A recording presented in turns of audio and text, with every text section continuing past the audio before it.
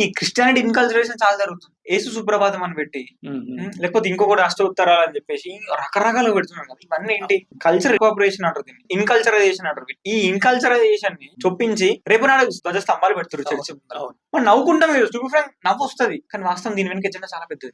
ఇన్కల్చరైజేషన్ అని చెప్పేసి ఇది ఇప్పుడు కదా, రోమ్ లో జరిగింది. అట్లాంటివి ఇంప్లిమెంట్ చేస్తారు భారతదేశంలో కూడా ఇప్పుడు. కరెక్ట్. సో వాళ్ళ పరిస్థితి, వాళ్ళ యొక్క సందర్భంగా వాళ్ళు మారుస్తూ వస్తుంటారు టాక్టిక్ ని. 50 సంవత్సరాల తర్వాత ధ్వజస్తంభం నాదని చెప్పి వాడు అఫీషియల్ రికార్డ్ చూపించుకుంటాడు, నేను చూడని పలానా ఉంది అని చెప్పి వాడు అంటాడు. అప్పట్లో ఒకవేళ వాడు కనుక ప్రభుత్వంలో ఉన్నా లేకపోతే ఇంకో రకం వాడిది ఆధిపత్యం ఉంటే వాడు చెప్పింది నిజం అనుకుంటారు. ఆ రోజు మళ్ళీ తిరిగి అదే పరిస్థితి స్వానేది పోతుంది కదా. అసలు భారతీయుడు అనేవాడు నమ్మలేని పరిస్థితులు ఉంటాడు. అసలు భారతీయుని పేరే ఉండదు అప్పుడు తెలియదు. భారతీయులకు సంస్కృతి నేర్పిందే బ్రిటిషర్లు, నాగరికత నేర్పిందే బ్రిటిషర్లు అనేసి కూడా ఒకటి క్రియేట్ చేసిండ్రు. అవునా? అంటే ఈ రోజు కూడా చాలా మంది నెగిటివిటీ మెంటాలిటీ ఉన్న వాళ్ళు అదే అంటారు, బ్రిటిషర్లు వచ్చిన తర్వాతనే ఈ దేశంలో నిజమైనటువంటి హక్కులు వచ్చినాయి, ఇట్లాంటివన్నీ మాట్లాడతారు.